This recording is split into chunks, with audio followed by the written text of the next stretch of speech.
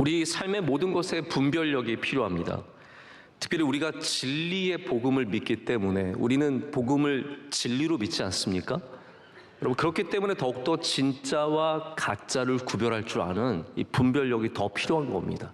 우리가 아무거나 써도 되는 사람이면, 아무거나 믿어도 되는 사람이면, 그냥 다 듣고 다 먹고 다 가져도 되는 사람이라면 우리에게 분별력이 특별히 필요 없습니다. 그러나 우리가 잘못된 것과 바른 것을 분별해서 취해야 하는 그리스도인이라면 우리는 반드시 분별력을 가져야 합니다.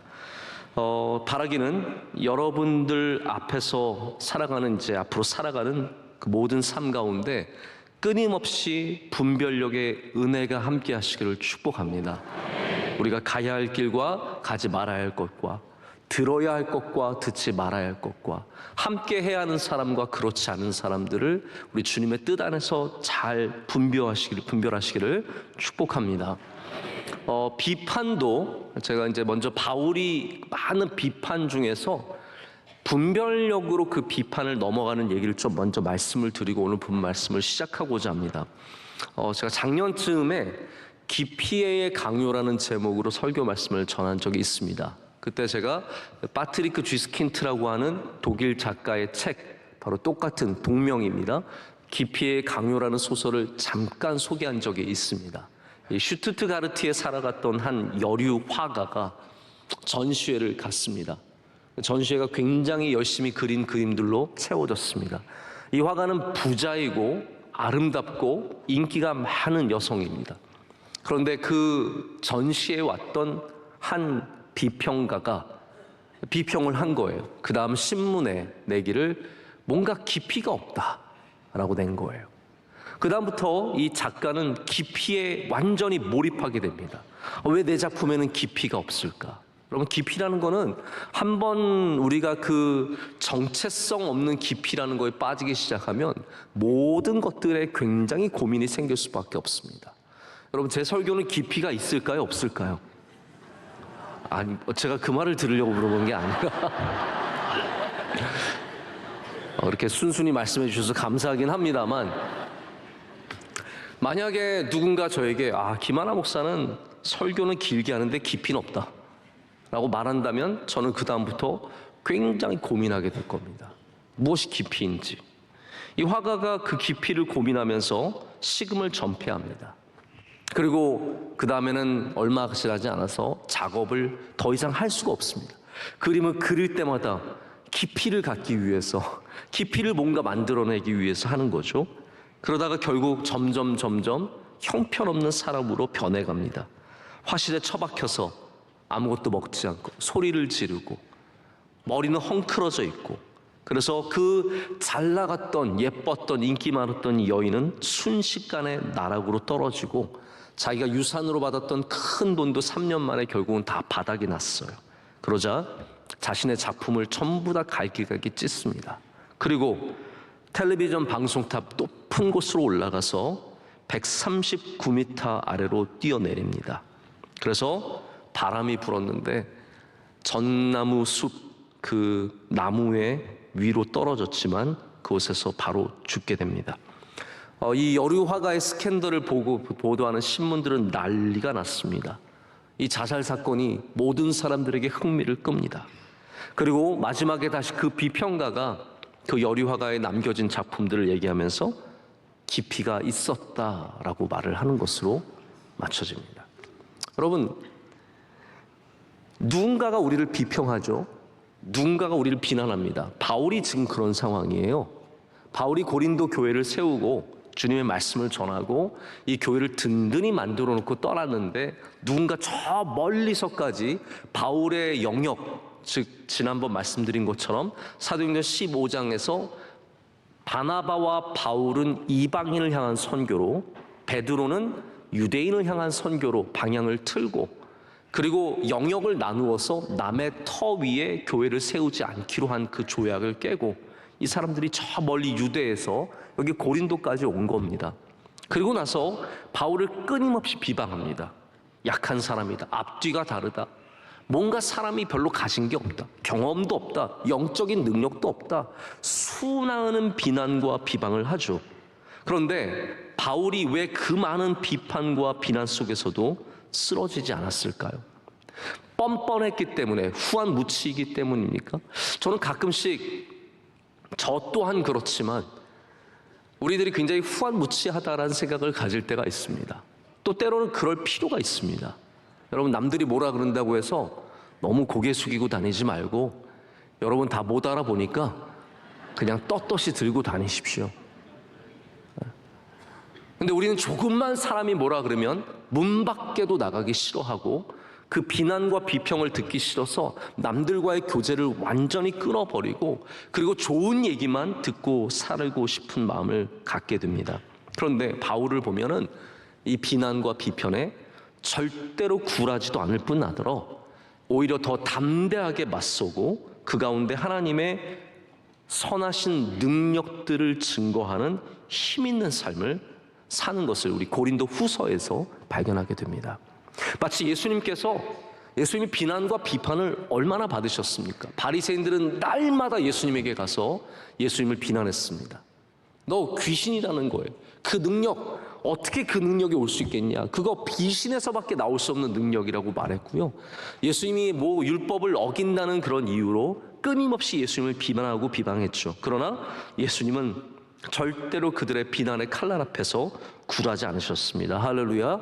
그래서 바울도 자신을 비난하는 사람들, 이 사람들 앞에서 오히려 자신이 바로 말씀의 사도임을, 그리고 복음을 전하는, 진리를 전하는 사도임을 강력하게 주장하고, 이 바울과 고린도 교회를 갈라치기 하고 있는 사람들의 의도가 그거예요.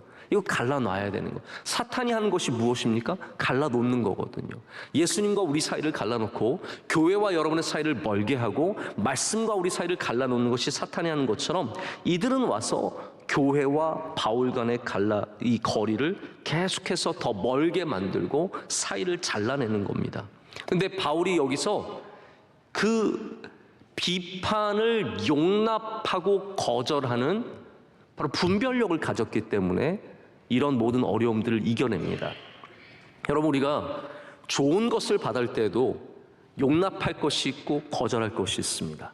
나쁜 것을 받을 때도 마찬가지입니다. 나쁜 것을 우리에게 던질 때도 받을 것이 있고 또한 버릴 것이 있다라는 거죠. 어떤 목사님이 그런 얘기를 하시더라고요. 제가 아주 오래전에 들은 얘기인데, 비판을 받아들일 때는 보거요리처럼 먹어야 된다는 거예요. 보거요리 여러분 아시죠?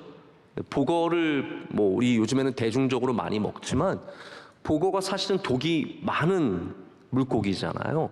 원래는 먹으면 안 되는 물고기인데 사람들이 참 이게 묘한 겁니다. 옆집 아저씨 분명히 보거 먹고 죽었는데 그러고도 보거를 먹는 거예요. 그래서 이 보거 요리를 먹을 때 당연한 거죠. 독은 먹습니까? 버립니까? 버려야죠. 비판도 마찬가지라는 거예요. 비판이 우리에게 던져질 때 독은 버리라는 거예요. 독이 되는 것, 나를 죽게 하는 것, 그런 것들은 버려야 하고, 복 맛있잖아요. 또 그 고기가 쫄깃쫄깃하고 맛있거든요. 여자분들한테는 껍데기가 좋아요. 뭐 젤라틴 같은 게 막 있어가지고 그거 먹으면 피부가, 제가 보기만 해도 이거 먹으면 왠지 피부가 좋아질 것 같은 그런 느낌이 들잖아요. 보고는 그래서 나쁜 것은 버리고 좋은 것은 먹는 겁니다. 비판도 마찬가지입니다. 우리가 용납할 것이 있고 거절할 것이 있습니다. 거기서 무엇을 용납하고 무엇을 거절할 것인가가 분별력이라는 거예요. 그래야 여러분의 생명이 건강하다라는 겁니다. 우리의 건강이 분별력에 달려 있습니다. 닥치는 대로 먹는 것에 건강이 달려 있지 않습니다. 아무거나 다 잘 먹는다고 되는 게 아니라는 거예요. 원로 목사님이 사실은 정말 아무거나 잘 드시거든요. 요즘 배가 좀 나오셨어요. 비판도 칭찬도 우리가 걸을 것은 거르고 취할 것은 취할 줄 아는 자세가 필요합니다. 미국의 가장 훌륭한 설교자로 알려진 찰스 스윈들이라고 하는 목사님이 있습니다. 굉장히 뛰어난 목사님이신데 그분이 이렇게 말해요. 우리가 극진한 칭찬도 또 지나치게 신랄한 비판도 걸러내야 된다고 말합니다. 왜냐하면 진리는 항상 그 중간쯤에 있다라는 거예요. 진실은 그 중간쯤에 있지, 막 누가 너무 칭찬해 준다? 그거 진실이 아닐 가능성이 굉장히 큽니다. 누가 남자친구가 너 진짜 예쁘다고 하잖아요. 그 진실이 아닐 가능성이 굉장히 큰 거예요.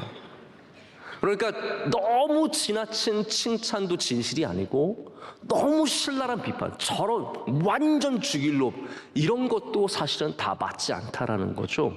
그래서 여러분이 혹시 이건 좀 지나친 비판이다라고 할 때는 잘 토스를 해야 됩니다. 잘 넘겨줘야 합니다. 제가 어느 우리 장로님 딸인데, 우리 교회 집사님이에요. 근데 집사님인데 원래 교사로 있다가 요즘엔 교사를 안 하는데 가끔 그 가정 얘기를 인스타에 올리는 게 너무 재밌더라고요. 근데 그 오빠랑 여동생 애 둘이 나누는 얘기를 이렇게 적었는데, 동생이 먼저 그랬대요. 오빠 학교 잘 갔다 와. 그랬더니 오빠가 너는 가다 넘어져라 그랬대요. 그랬더니 동생이 바로 네 미래 그랬대요.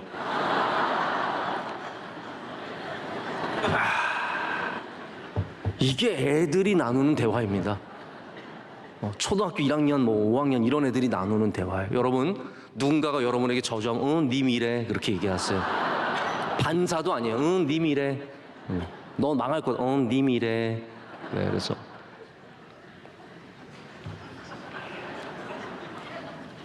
극진한 비판은 버리십시오. 네 미래 그러고 버리세요. 또 극진한 칭찬도 우리를 위험하게 만들기 때문에 극진한 칭찬도 버려야 합니다. 또 이분이 말하기는 익명으로 하는 비판은 읽지 않는 것이 좋다고 말합니다. 전 거기 전적으로 동의합니다. 익명으로 하는 비판은 읽지 않는 것이 좋다고 합니다. 자기 이름을 대지 않고 말하는 사람들은 당신을 정말로 걱정해 주는 사람이 아니다 라고 얘기합니다. 여러분 어떻게 생각하세요? 전 정말로 거기에 굉장히 동의합니다.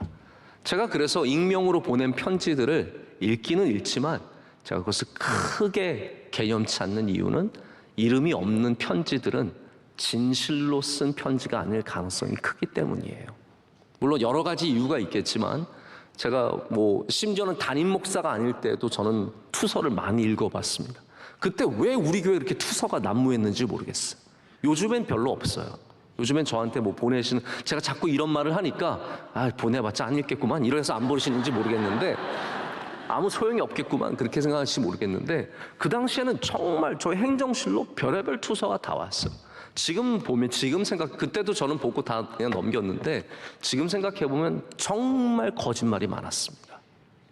나중에 밝혀진 일들도 많이 있었고, 익명으로 비판하는 것은 진실되지 않다라는 거예요. 그래서 저는 참 안타까워요. 연예인들이 댓글이나 스포츠 선수들이 댓글에 상처받고 스스로 목숨을 끊고 이런 일들 보면 너무 마음이 아픈 것이, 그거를 거절할 줄 몰라요. 얘기를 다 듣는 거예요. 한마디로 말하자면 남들이 와서 내 앞에 와서 욕을 다 하는 것을 귀를 막지 않고 다 듣는 거예요. 여러분, 다 들으면은 굉장히 성자 같고 굉장히 훌륭한 것 같지만 성경은 그렇게 얘기하지 않는 거예요. 성경은 분별하라는 거예요. 우리가 들어야 하는 것은 마땅히 들어야 하지만, 듣지 않는, 나한테 독을 주사를 하는데 왜 그 주사를 맞고 있습니까? 빨리 도망쳐야죠. 빨리 그 자리를 피해야죠. 그 말은 듣지 말아야죠. 귀를 막아야죠. 할렐루야. 이렇게 우리는 좀 지혜를 가질 거예요. 그것이 영적인 자세라는 거예요.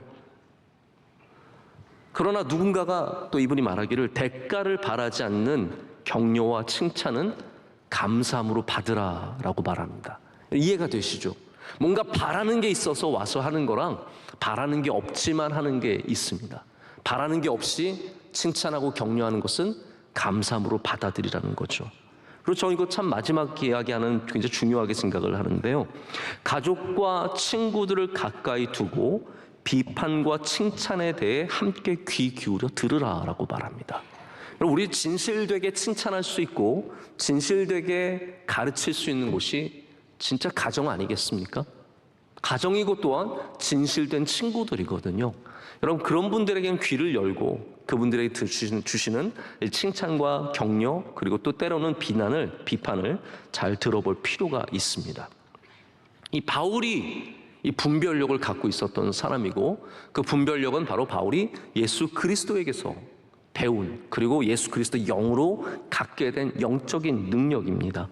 여러분에게 용납과 거절의 분별력이 있으시기를 다시 한번 축복합니다. 이것은 지혜가 아니라 하나님이 주시는 영적인 능력입니다. 내가 분별력을 가져야지 한다고 생기는 것이 아니라 여러분이 주님 안에 거하실 때, 주님의 영과 교제하실 때, 기도로 내가 쌓여 있을 때, 말씀이 내 안에 가득할 때 우리는 이런 분별력을 갖게 되는 거예요. 그래서 무엇인가 위해서 여러분 기도하실 때 답을 위해서 기도하시는 것도 좋은데 그냥 기도를 위한 기도를 하셔도 좋습니다. 기도를 위한 기도와 그 문제를 해결하기 위해 말씀 안으로 들어갈 때 시간이 지날수록 하나님께서 가르쳐 주시고 알려주시고 분별하게 하실 줄로 믿습니다. 지금 바울이 오늘 말씀에 그 용납이라는 단어를 사용하면서 바로 바울을 용납할 것을, 그리고 그들에게 거짓 복음으로, 거짓 영으로, 거짓 예수로 다가오는 자들을 용납하지 말 것을 아주 반어법적으로 오늘 쓰고 있습니다. 근데 여기 비유가 하나 나오죠. 오늘 비유는 바로 성경에서 우리가 아주 자주 접하는 교회의 신부됨, 할렐루야, 교회의 신부됨과 예수 그리스도의 신랑됨에 대한 비유가 나옵니다. 우리는 그리스도의 신부입니다. 할렐루야. 우린 그리스도의 신부입니다. 여러분, 이게 무슨 말일까요? 저는 이 말이 당연히 신랑과 신부의 관계도 맞는 말인데요, 이런 표현인 것 같아요. 유대인의 결혼 관습은 뭐냐 하면, 예수님께서 슬기로운 처녀에 대해서 말씀하실 때 신랑이 밤늦게 왔죠. 신부와 신부의 들러리들은 와서 기다렸죠. 기억이 나십니까? 그러니까 유대인의 그 결혼의 어떤 과정들, 순서들은 뭐냐 하면 신부가 와서 신랑을 기다리는 거예요. 교회는 예수 그리스도의 오심을 기다리는 사람들입니다. 그래서 이 신랑과 신부의 관계가 단순히 어떤 내가 신부, 예수님 신랑, 우리 둘이 만나서 잘 살아야지, 이러한 어떤 연합의 의미도 있겠지만, 제가 말씀을 오늘 준비하면서 느꼈던 건 뭐냐 하면, 우리 신부는 예수님 오실 때까지 우리의 몸과 마음과 영혼을 지켜야 하는 사람들이구나. 이 세상에 거짓된 신랑들, 지금 그 얘기를 하고 있잖아요. 거짓 신랑이, 예수님을 거짓 신랑을 데려다가 소개하는 사람들이 있다는 거예요. 거짓 복음을 갖고 거짓 영을 갖고 와서 너 이 사람 만나봐라, 여기가 너의 신랑이야, 신랑 왔네, 이런 사람들로부터 지키고 보존하고 신랑이 오실 때까지 그 믿음을 지키는 것, 이게 바로 우리 신부, 이 시대를 살아가는 교회의 교회됨의 모습이라는 겁니다. 여러분에게 그리스도의 신부의 은혜가 있으시길 축복합니다. 근데 여러분, 신부는 처신을 잘해야 되지 않을까요? 우리 신부는 처신을 잘해야 합니다. 아무 남자나 막 만나면 안 됩니다. 결혼하기로, 다음 달 결혼하기로 되어 있는데 막 남자친구들이랑 사친이라 그러죠. 사남친? 남사친?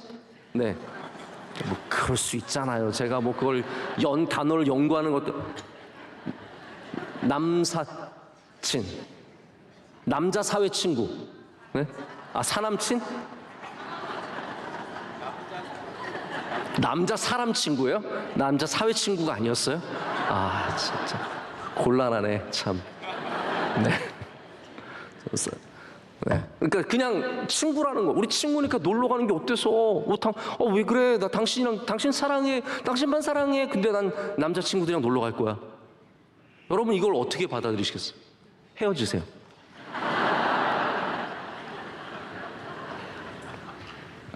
미국에서 20세기 초반에 아주 유명했던 여자 목사님이 계십니다. 에이미 샘플 맥퍼슨이라고. 이분이 결혼을 여러 번 해서 샘플 맥퍼슨이에요. 이름이 2개예요. 전 남편 이름과 현 남편 이름을 다 갖고 있어요. 에이미 샘플 맥퍼슨이 포스퀘어 가스펠 처치라고 하는 굉장히 큰 교단을 세우고, 그 당시에 로스앤젤레스에서 가장 큰 교회당을 짓습니다. 12,000명이 들어가는 교회당에는 어떤 어마어마한 스타디움 같은, 그러니까 현재 스타디움 같은 교회들의 첫 시작이 이분의 교회예요. 이분은 중앙에 무대를 세우고 거기서 퍼포먼스를 많이 하는 것으로 유명했습니다. 이런 퍼포먼스도 있었대요. 중앙에 차를 가져다 놔요. 참 미국 사람들 스케일이 커요.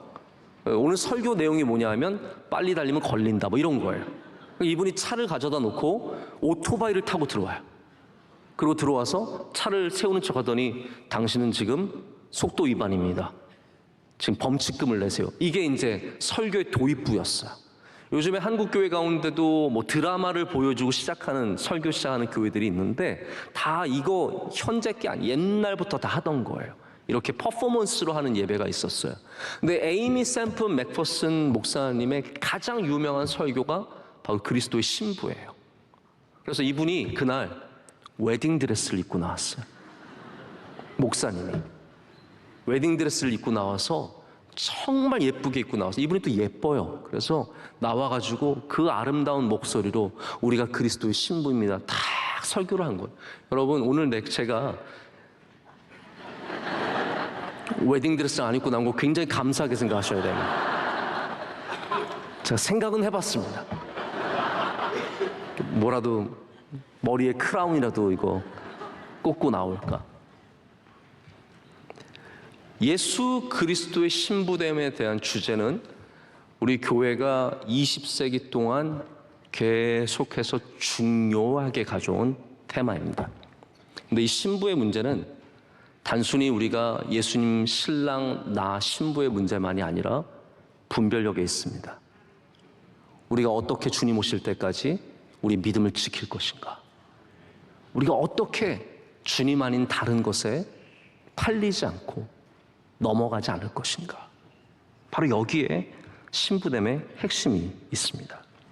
신부는 분별력이 필요합니다. 고린도 교회도 분별력이 필요합니다.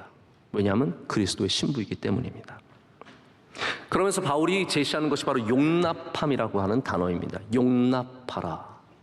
용납하라의 반대말은 거절하라이죠. 그렇기 때문에 용납하라는 말 속에 거절이라고 하는 중요한 의미가 함께 담겨져 있습니다. 무엇을 용납하고 무엇을 거절할 것인가. 용납에는 두 가지가 있습니다. 제가 오늘 이 두 가지를 말씀을 드리고 말씀을 맺고자 하는데요. 첫째는 받아들이는 용납이 있습니다. 바울이 자신을 용납하라고 하죠. 사실 바울을 공격했던 이 거짓 선지자들, 저 멀리서 온 사람들이 바울을 굉장히 여러모로 공격을 했습니다. 그 중에 하나가 바울이 어리석다라는 거예요. 바울은 굉장히 어리석은 사람이다. 그랬더니 바울이 뭐라고 얘기합니까? 오늘 여기서 나의 어리석음을 용납하라 라고 말합니다. 바울이 얼마나 지혜로운 사람입니까? 나 똑똑한 사람이야. 왜 이래? 내가 뭐 증명서 까볼까? 내가 못 배운 게 뭐고 내가 모르는 게 뭔데 자신의 똑똑함을 내세우지 않고 그냥 용납해 달라고 합니다. 나의 어리석음을, 나의 부족함을 용납하라고 얘기합니다.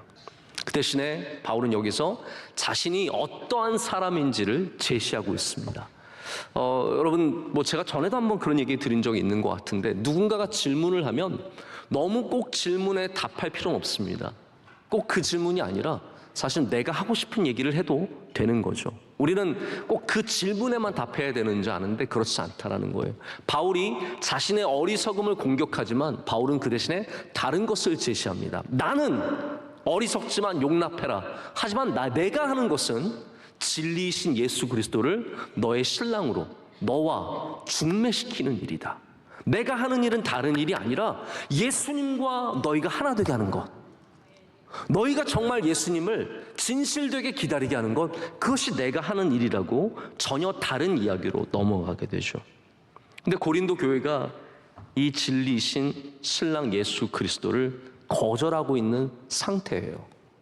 왜냐하면 뱀이 마치 여자를 간교하게 미혹한 것 같이 그리스도의 정결한 신부를 유혹해서 우리 교회가 진리를 거부하고 4절에 말하듯이 다른 예수, 다른 영, 다른 복음을 이 같은 거죠. 다 똑같은 거예요. 예수, 복음, 영 다 똑같은 겁니다.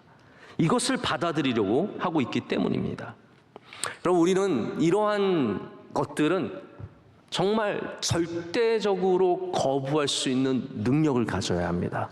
저는 오늘 여러분에게 용납의 말씀을 드리지만 그렇기 때문에 동시에 거절의 능력이 있으시기를 비는 겁니다. 거절할 줄 알아야 용납도 할 수 있는 것입니다. 다 받아들이는 것은 용납이 아니에요.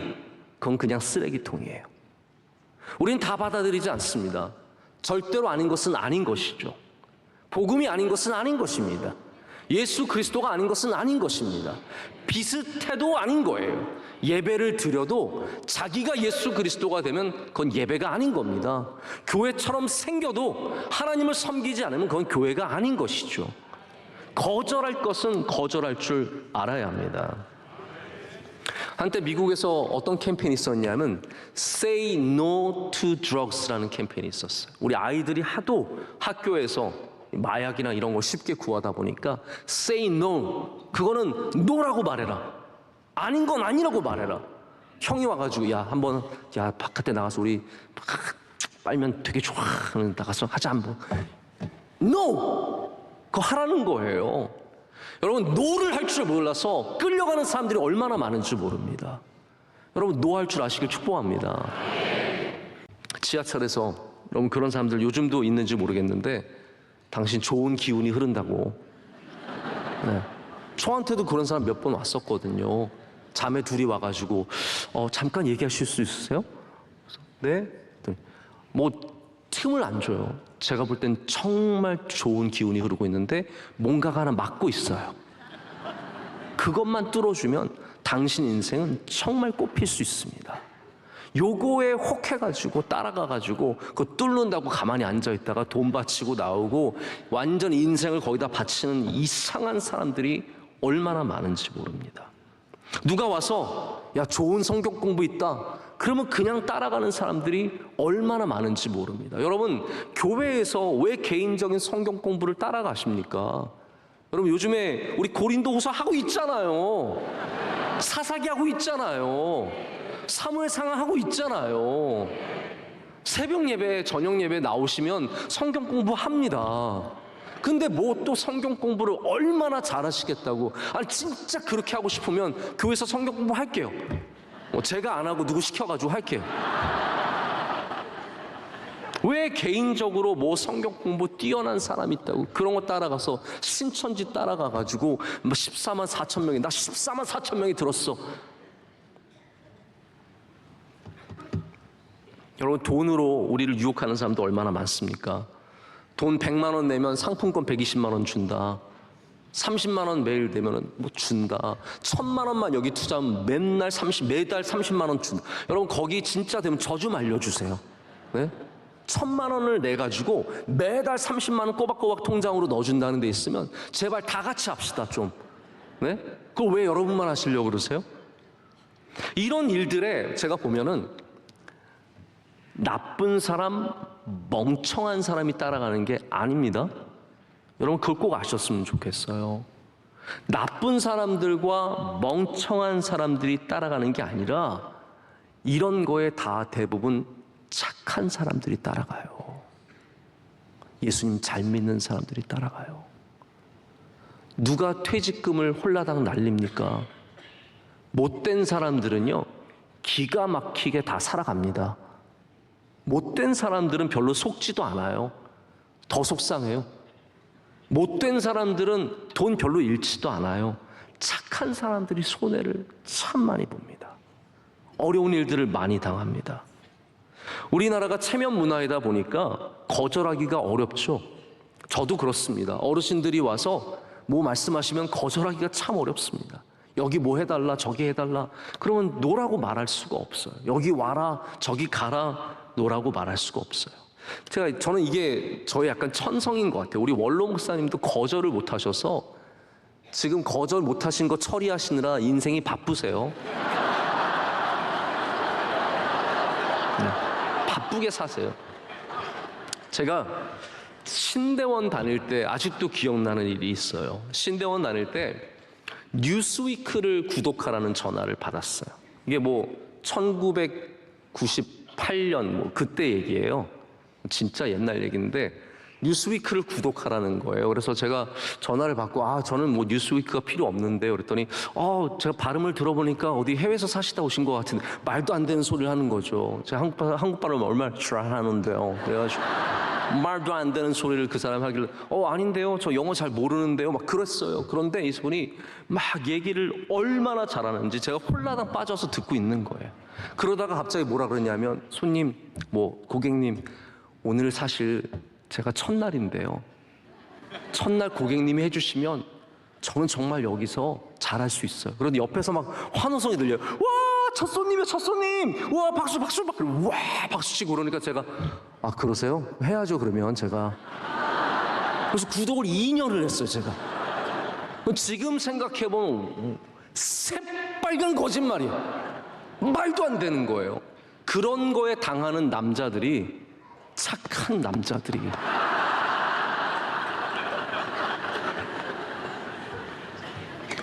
그럼 거절 못하면 이렇게 끌려가고 돈 잃고 속는 일도 많습니다.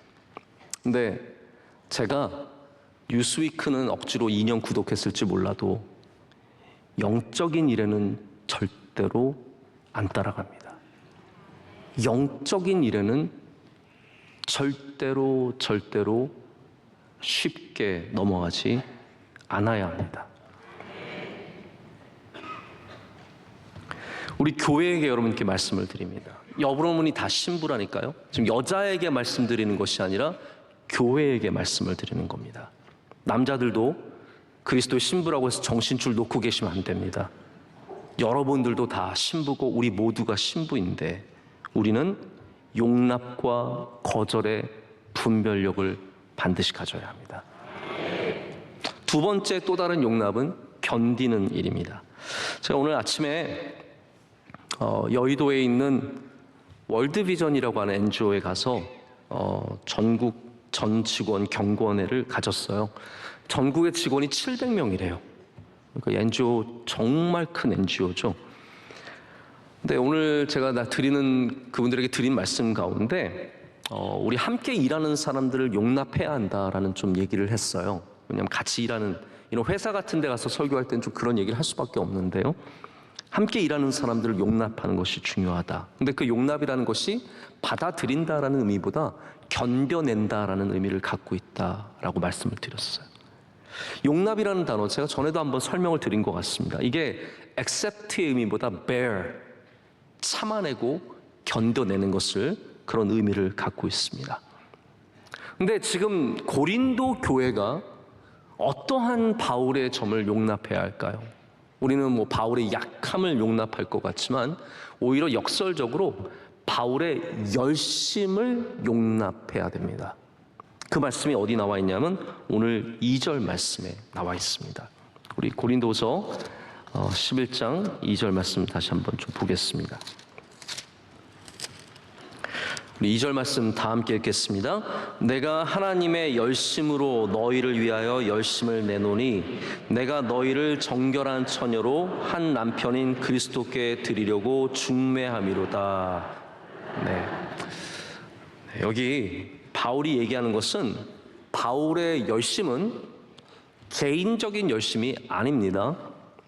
바울이 단순히 부지런한 사람이라서 혹은 그냥 열심히 있는 사람이라서가 아니라 그 안에 있는 열심은 하나님의 열심이다라고 말하고 있고 바울이 바라는 것은 그 바울이 갖고 있는 그 하나님의 열심을 참아내고 받아들이라는 거예요. 왜 그러면 이것을 받아들일 필요가 있겠습니까? 참아낼 필요가 있겠습니까? 먼저 하나님의 열심을 좀 생각해 보십시오. 하나님에게 열심과 비열심이 있을 수 있을까요? 자, 하나님을 생각해 보세요. 하나님이 열심히 하면 더 잘하시고 열심히 안 하시면 더 못하실까요? 오늘 특순해 주신 조 집사님, 오늘 열심히 하셨어요? 대충 하셨어요? 네, 열심히 하셨을 거예요. 대충 하면 음악이 다를 겁니다. 자, 하나님께서는 열심히 하시면 더 뛰어나고 열심히 하지 않으시면 더 못하실까요? 별로 궁금하지도 않으시죠? 하나님에게는 열심을 내는 일과 내지 않는 일의 차이가 없습니다. 하나님은 열심 없이도 모든 일을 이루실 수 있는 천지전능하신 분이세요. 그래서 하나님의 열심이라는 것은 굉장히 모순된 언어입니다. 억시모란한 언어예요. 최소한 제가 생각하기엔 그렇습니다. 그럼 바울이 여기에 말하는 하나님의 열심이라는 것은 어떤 의미일까요? 하나님의 열심은 이것을 말합니다. 하나님은 믿지 않고 다른 길을 걸어가고 죄의 삶에 빠져 있고 하나님을 떠난 사람들을 향한 하나님의 마음을 말합니다. 하나님은 열심이 있으신 분이십니다. 왜냐하면 열심이 없는 적이 있기 때문에 열심이 있으신 것이 아니라 하나님께서 구원받지 못한 자들과 구원받았지만 죄의 길 혹은 비복음의 길을 걸어가는 사람들을 향해서 끓는 뜨거운 마음을 갖고 계시기 때문에 하나님에게 열심이 있다라는 거예요. 하나님은 지금도 열심히 있으십니다. 왜냐하면 우리를 사랑하시고 우리를 아끼시고 우리가 잘 되시기를 누구보다도 원하시기 때문입니다. 그거를 견뎌내라는 거예요. 바울이 지금 왜 고린도 교회에게 이렇게 편지를 보내고 이렇게 애를 쓰고 이렇게 간구하고 애원합니까? 뭐하러요? 열심 없으면 안 하면 됩니다.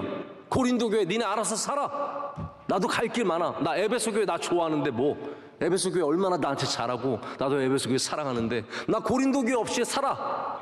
근데 바울이 왜 이 열심을 내고 있냐면요, 하나님께서 고린도 교회를 사랑하신 것을 바울이 알고 있기 때문이에요. 그래서 바울도 하나님의 열심으로 열심을 내는 거예요. 그러다 보니까 고린도 교회를 책망하는 글도 썼던 거고, 그러다 보니까 고린도 교회한테 싫은 소리도 썼던 거고, 화도 내고 나쁜 소리도 하고.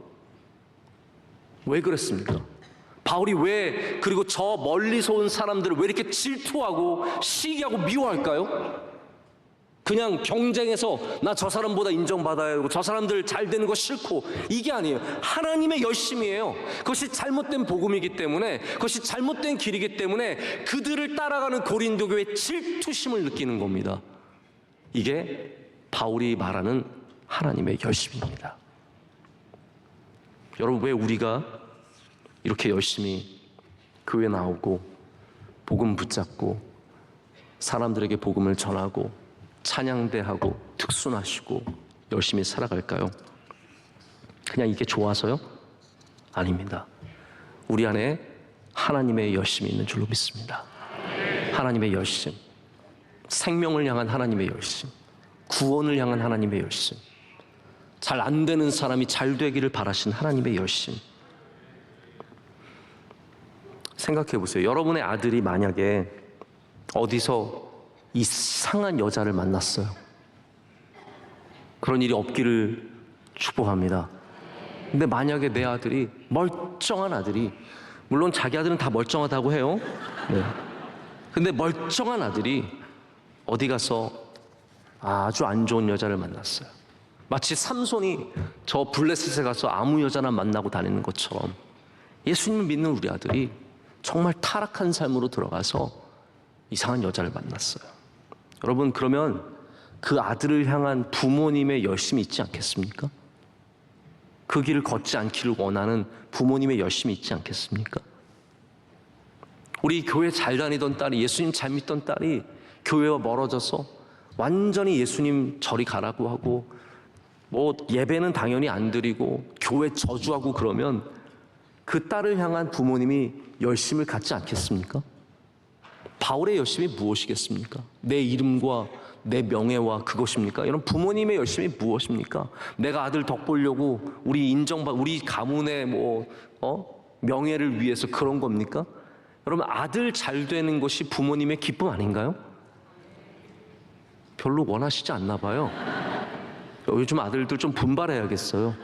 부모님이 이런 미지근한 반응을 아들들이 좀 알아야 되는데, 여러분, 딸 잘 되는 것이 여러분의 기쁨 아닙니까? 그럼 우리가 자녀들을 향한 열심을 갖지 않을까요? 당연히 우리 자녀들을 향한 열심을 갖습니다. 그것은 내가 잘 되는 것과 아무 상관없는 이야기예요. 바울의 열심은 바로 그런 열심입니다. 내가 잘 되고 내가 높아지고 내가 권위를 갖고의 문제가 아니라 바로 고린도 교회가 잘 되기를 바라는 하나님의 열심으로 열심을 낸 거죠. 그렇기 때문에 그 고린도 교회가 그것을 받아줘야 된다라는 거예요. 용납해줘야 된다라는 거예요. 사실 누군가의 열심이 우리에게 부담스러울 때가 있습니다. 귀찮을 때도 있습니다. 아, 저 사람 왜 저렇게 열심이야. 고린도 교회가 그 바울의 열심을 폄하하는 겁니다. 너 그렇게 편지는 멋지게 쓰고 목소리는 아니라며. 반대로 또 이 예수님 거짓 예수, 거짓 복음, 거짓 영은 너무 쉽게 받아들이는 거예요. 바울이 이러니 얼마나 마음이 아프겠어요. 내 하나님의 열심은 다 거절하고 저기서 온 이상한 사람들의 복음은 싹 다 받아들여서 즐겁다고 놀고 있으니 이게 바울에게 너무나 큰 아픔이고 기도의 제목이 되는 것입니다. 여러분, 우리는 하나님의 열심을 용납해야 합니다. 하나님께서 여러분이 잘 되기를 원하시는 열심을 갖고 계십니다. 여러분의 열심보다 하나님의 열심이 더 큰 걸 아셔야 돼요. 전 그렇게 생각합니다. 내가 나를 잘 되기 원하는 그 마음보다 하나님께서 내가 더 잘 되기를 원하는 마음을 갖고 계시다라는 거예요. 그렇지 않으실까요? 너 고만, 넌 더 이상 잘 되면 안 되겠다. 수요예배 요만큼만 나와라. 수요예배 더 나오면 안 되겠다. 하나님께서 그러실까요? 저는 우리보다 하나님의 열심이 훨씬 더 크시다고 생각해요. 그것을 용납할 줄 알아야 됩니다. 받아들일 줄 알아야 합니다. 그래서 그 하나님의 열심을 기뻐하고 감사하고 나를 더 가까이 부르시는, 더 뜨겁게 부르시는 그 부르심에 응답하는 우리들 되기를 간절히 소망합니다. 말씀을 맺겠습니다. 이 세상에도 열심이 있더라고요. 제가 얼마 전에 강릉을 한번 가게 됐는데 강릉에 오후 늦게 도착을 했어요. 그래서 마침 유명한 카페가 있다고 해가지고 한 5시쯤 다 돼서 닫을 때쯤에서 갔어요. 그랬더니 기다리는 사람 아무도 없고 들어가서 주문을 하고 바로 받아서 커피를 마셨어요. 제가 그래서 커피 인증 사진을 우리 목사님 한 명에게 딱 보냈더니 그 목사님이 하시는 말씀이, 목사님 저도 거기 갔었는데 거기 원래 대기가 1시간이고 그리고 커피 받으려고 또 30분 기다려야 되는 곳입니다. 목사님 그냥 드셨으니 목사님 재수 완빵입니다. 뭐 이렇게 해가지고 저한테 보내줬어요. 정확한 용어는 아니에요. 제가 뭐 그 기억에 그렇게 난 재수 완빵 김하나 목사. 네. 근데 제가 그 다음날 강릉 아침에 일찍 나오게 되는데 거기를 또 지나가게 됐는데 보니까 사람들이 얼마나 줄을 서 있는지. 여러분 참고로 말씀드립니다. 강릉에서 맛있는 커피를 드시고 싶으시면 오후 4시 이후에 가십시오. 그 줄이 인산이네 쫙 서서 그 젊은이들이요 그 줄을 길게 서가지고 뭐 서로 얘기하면서 핸드폰 하면서 1시간을 거기서 서 있는 거예요. 미쳤어요?